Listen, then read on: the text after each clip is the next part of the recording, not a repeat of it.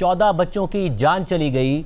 सवाल उठ रहा है कि एक तो मुकम्मल तौर पर वहाँ स्टाफ मौजूद नहीं था, जो एग्जिट्स थे वो बंद हुए थे, माएँ वहाँ पर एहतजाज करती नजर आ रही थी, जिनका कल परसों सी सेक्शन हुआ है, वो अपने बच्चों की राह तक रही थी। 14 बच्चों की जान चली गई है। इनकॉम्पिटेंस नहीं है तो क्या है? हादसा है। इनकॉम्पिटेंस जो है वो होगी, इसमें कोई जो है वो शायद कम ही कोई लोग इससे इख्तलाफ कर सकें। उसकी रिपोर्ट जो है वो आ जाएगी, किस लेवल की है, कहाँ की है, कैसी है, ये बिल्कुल आ जाएगी इसके ऊपर। वहाँ पर बैठ के डेफिनेटली एक जो एसी है उसके अंदर से स्पार्क हुआ है, वो जो कमरा है वहाँ पर तमाम बच्चों को ऑक्सीजन लगे हुए थे, उस स्पार्क से वो कोई एक फ्लेम गिरा है और जो सीसीटीवी के कैमरे बता रहे हैं कि 1 मिनट के अंदर पूरे कमरे में जो है वो आग लग गई है। इनकॉम्पिटेंसी जितनी की भी गफलत होगी, जिसकी भी होगी, जैसे की भी होगी, वो सब जो है बाहर आ जाएगी। इस वाक़े के ऊपर कोई जैसे कहते हैं कि कोई एक्सप्लेनेशन नहीं है। इससे बुरी कोई और बात हो नहीं सकती, इससे बड़ी कोई और बात हो नहीं सकती। किसी माँ का लख्ते जिगर गया है, 14 नौमौलूद बच्चे सेंसिटिव जो वहाँ पे वो थे, वो अपनी जानों से गए हैं। और आपने कहा हादसा है और आपने कहा हादसा और इनकॉम्पिटेंस सामने आ जाएगी, मगर इनकॉम्पिटेंस का नतीजा ही है ना ये हादसा, क्योंकि जो फायर इंसिडेंट रिपोर्ट है सीडीए की, वो ये कह रही है कि फायर और लाइफ सेफ्टी अरेंजमेंट्स इनएडुकेट थे, इमरजेंसी एग्जिट एस्केप लॉक हुए थे, सिक्योरिटी स्टाफ जो था हॉस्पिटल का, उन्होंने शुरू में हिंड्रेंस क्रिएट की, इनिशियल रिस्पांस जो था फायर क्रू का उसमें क्राउड मैनेजमेंट भी ठीक तरीके से नहीं की। देखिए, आप सीडीए की रिपोर्ट को अगर अभी हम बेस बनाएंगे तो फिर इंक्वायरी की ज़रूरत नहीं है। मैं गया हूँ साइट पे, सारी चीज़ों पे, वहाँ से कुछ 400-450 लोगों को जो है वो इवैक्यूएट कराया गया है।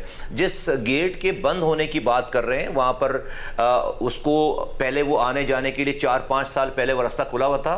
अब वहाँ पे 3 साल पहले 9 मौलूद बच्चे चोरी हो गए थे पेम से, तो भाई उस गेट को वो वहीं से चोरी करके चोर ले गए थे, बच्चे चोरी करके। तो उस गेट को फिर पिम्स उस वक्त की इंतजामिया ने डिसाइड किया होगा कि भाई यहाँ पर बंदा खड़ा करो, गार्ड खड़ा करो और उसको फिर आने जाने में चेक करो। उस जगह से कोई इवैक्यूएशन में कोई प्रॉब्लम नहीं हुई है वहाँ से, जो अब तक की रिपोर्ट है सारी। इसलिए मैं कह रहा हूँ कि ये तो प्रिलिमिनरी रिपोर्ट है ना सीडीए की सुबह की, जब वो गए और सारा सिलसिला हुआ, उस वक्त तक तो वो ये तमाम तबाही बर्बादी नुकसान हो चुका था। वहाँ से उसके बिल्कुल बराबर वाले कमरे से 4 बच्चों को इवैक्यूएट कराया गया।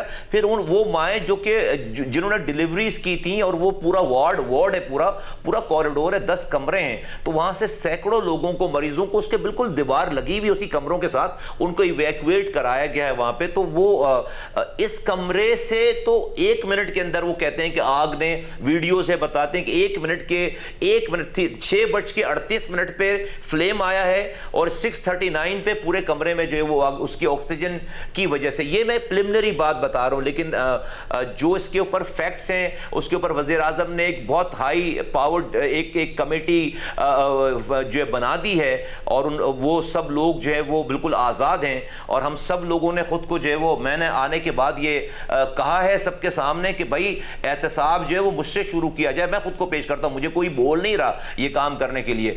मेरे मतलब, इसका मतलब है कि मेरे नीचे किसी को भी नहीं बचना चाहिए। जो भी इस गलती का जो है वो कसूरवार है, कोई गलती की है, कोई मर्तकिब है, जाने गई है बच्चों की, we will not leave anyone. मगर हेल्थ सेक्रेटरी को तो फिर बगैर तहकीकात से पहले हेल्थ सेक्रेटरी को तो हटा दिया वजीर आजम ने, मगर जो एग्जीक्यूटिव डायरेक्टर हैं हॉस्पिटल के वो भी मौजूद हैं, आप भी मौजूद हैं, तो फिर इंक्वायरी से पहले उन्हें क्यों हटा दिया? देखिए, ये वज़ीर आज़म का प्रोग्रेटिव है कि वो एक मीटिंग कर रहे थे। उस मीटिंग में जो मैंने तो वज़ीर आज़म साहब से ये नहीं पूछा कि उन्होंने उसकी रीज़न और सारी उसके मुझे वो बताएं। वो उनका इख्तियार है किसी को भी हटाना और किसी को भी लगाना। तो वज़ीर आज़म साहब ने उनको मीटिंग में उनको हटाया है, मीटिंग चल रही थी उसमें उन्होंने उनको हटाया है, और इतनी ही मेरे पास भी इतनी ही मालूमात है। और साहब, वज़ीर आज़म भी यही थे जून 2023 में, एग्जीक्यूटिव डायरेक्टर भी गालिबन यही थे, आप उस वक्त हेल्थ मिनिस्टर नहीं थे। एक वाक़या इसी पिम्स अस्पताल में पेश आया, 4 मरीजों की जान चली गई। क्यों चली गई? उन्हें हीट स्ट्रोक हुआ था, हीट स्ट्रोक की वजह से अस्पताल लाए गए थे। अस्पताल में यही एयर कंडीशनिंग निज़ाम नहीं चल रहा था। आप ये देखिए कि जो लोग हीट स्ट्रोक की वजह से अस्पताल लाए गए, वो अस्पताल में हब्स और गर्मी की वजह से जान से चले गए। उस वक्त भी नोटिस लिया गया था, और आज इसी एयर कंडीशनर निज़ाम में खामी की वजह से 14 बच्चों की जान चली गई। शाहज़ेब खानदार साहब, जो मेरे आने से पहले जो कुछ हो गया है हुआ है उसका तो मैं मुझ में उस पर कोई ज़िम्मेदार ना हूँ, ना मैं इसके ऊपर को कमेंट करूँगा। अभी मैं आपको बिल्कुल वसूख से ये बात कह सकता हूँ कि फाइंडिंग्स आने दीजिए, जो भी ज़िम्मेदार होंगे कोई भी नहीं बचेगा। सर मगर ये मसला पिम्स के साथ तो रहा है ना। अभी पिछले महीने जुलाई के अंदर आग लगी फीमेल नर्सिंग हॉस्टल और Pakistan institute of medical sciences में, सोफे जल गए थे, कोई जानी नुकसान नहीं हुआ। उस वक्त भी कहा गया कि जी मामलात को ठीक किया जाए। ये 1 महीने पहले की बात है। जी ये जो गर्ल्स हॉस्टल्स हैं, नर्सिंग हॉस्टल्स हैं, वहाँ पे एक आग का वाक़या आया हुआ था और इस आग के वाक़े की जुलाई की ये बात है।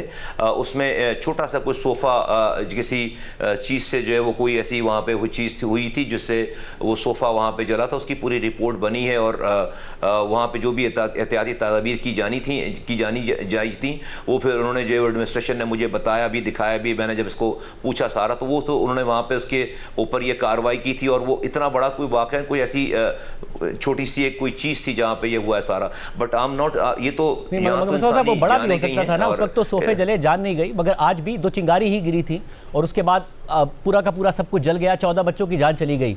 2023 के वाक़े को सीरियस ले लिया जाता, जुलाई के वाक़े को सीरियस ले लिया जाता, पूरा ऑडिट कर लिया जाता, फायर सेफ्टी निज़ाम का ऑडिट कर लिया जाता, एयर कंडीशनिंग निज़ाम का ऑडिट कर लिया जाता, तो शायद 14 बच्चे आज हयात होते। नहीं, देखिए फायर सिस्टम का बता दूं आपको कि यहाँ पे जो स्प्रिंकलर्स वगैरह की बात कर रहे हैं, इस इमारत में वो स्प्रिंकलर्स लगाए नहीं जा सकते। ये बिल्डिंग इस काबिल ही नहीं है। 1984 की ये बिल्डिंग बनी हुई है, जिस वक्त जो है वो इस्लामाबाद की आबादी 3.5 लाख होती थी, आज जो है वो 36 लाख है। और पूरा खैबर पख्तूनख्वा यहाँ आता है पिम्स हॉस्पिटल में, AJ के आज़ाद जम्मू कश्मीर पूरा यहाँ आता है, गिलगित बल्तिस्तान यहाँ आता है। तो जहाँ पे 300 OPDs होती थी आज से 30 साल पहले, आज 9,500 लोग आते हैं और उनके साथ जो रिश्तेदार आते हैं तो 50,000 लोग होते हैं यहाँ पे।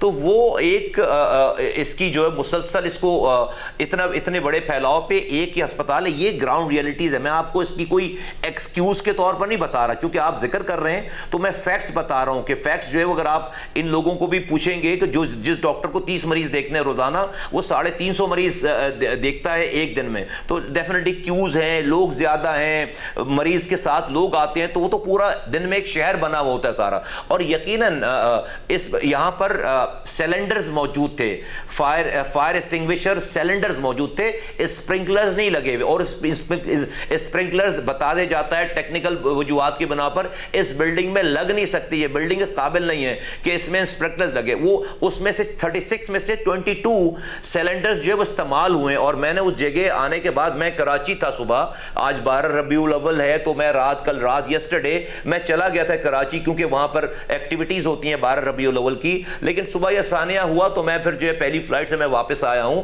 और स्ट्रेट अवे मैं एयरपोर्ट से जो उस जगह पे मैं गया हूं और मैंने वो जगह देखी है। उसके बिल्कुल दीवार से दीवार लगी हुई है, सारे कमरों में बच्चे थे, खवातीन थी, मरीज थे, वो सब जो है वो उसको उन्होंने फायर को कंटेन किया है। और उसको इन्हीं सिलेंडर से जो बताते हैं कि 22 सिलेंडर्स इस्तेमाल हुए हैं फायर एक्सटिंग्विशर, जिससे वो फायर उसी कमरे में फिर जो है वो उससे आगे नहीं बढ़ी, वरना वो तो जिस लेवल की फायर थी शायद उसमें और तबाही बर्बादी होती।